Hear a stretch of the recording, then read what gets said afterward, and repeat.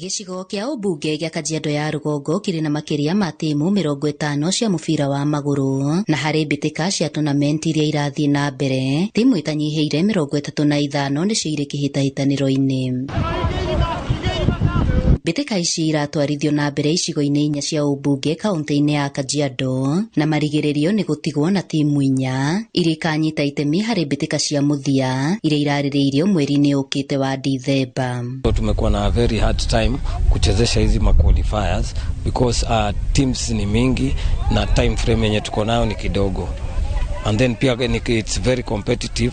Na atabania mũbira ũyũ, rĩrĩ nĩ ihinda rĩega rĩa kũhũra njeki na gũkũria taranda kũrĩ mwana wa kahĩĩ, kuona marĩ rũtha rũnene.